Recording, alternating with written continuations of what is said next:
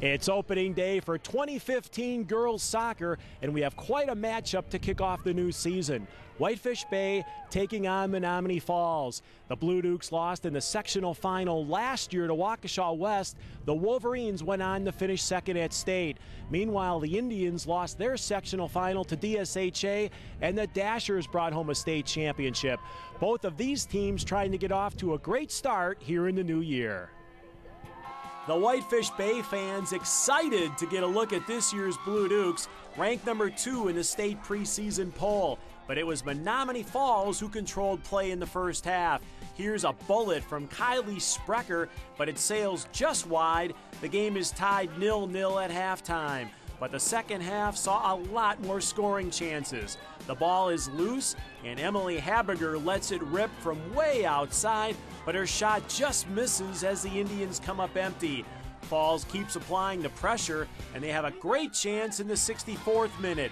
But Bay goalie Amanda Pandel pounces on the ball just before Maggie Lasilla can knock it in. The Blue Dukes make a strong push over the last 10 minutes. Here's a rocket off the left foot of Emma Kate Stecker, but Falls goalie Brianna Bachman corrals it as we stay scoreless.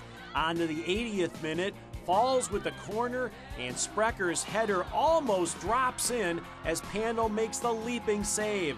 Now it's the Dukes back on the attack, but Jean Hughes' shot is smothered by Bachman. Finally, with just seconds to play, one last chance for the Indians, but Sprecher's header is just wide. These two soccer powers settle for a scoreless tie as the season is now underway. Technically, we're not there, but I think what I've seen the last couple days, we have a lot of heart, and I think we battle. You know, it's a long season, and our goal right now is just to get better every day. Our whole team just really started working hard and getting it together, and I really liked our intensity towards the end, so yeah, it was awesome. We definitely have the talent.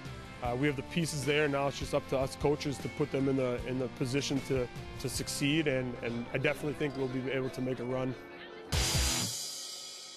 Whitefish Bay High School held its annual Lois Wolf Indoor Track Meet Invitation, one of the biggest in the area, with over 17 teams competing. On your mark, get set, go! And from the start, athletes were off and running. Up first, the girls' 400-meter run, where King sophomore runner Kristen Walker finished in the #1 spot. And she also is a huge Black Eyed Peas fan, because she had a feeling tonight's gonna be a good night.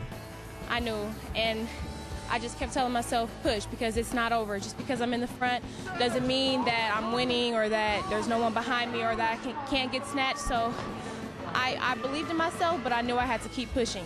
We moved to the high jump, where it came down to East Troy Katrina Santos and Muskego Jana Raki. Raki will miss this jump here, but earlier she cleared the highest jump of the day.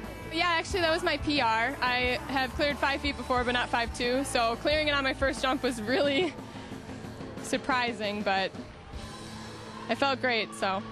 To be young and talented, like Whitefish Bay long distance runner Camille Dara, who was competing in the 3,200-meter run for the first time ever, and ended up winning with a time of 12 minutes and 53 seconds. I didn't really know what to expect, but I knew that I had to go out a little bit more conservative than a regular mile, and so I just kind of went at a steady pace, and then I started cranking it in the second mile, tried to speed up the negative split, so yeah. And Dara winning the 2-mile run also helped Whitefish Bay win the Lois Wolf Invitational. I know a lot of the girls worked really hard already in the off season, so to win as a team is like really great, especially this early in the season, and I know that they work really hard, and we're probably going to have a really good season this year with all the girls.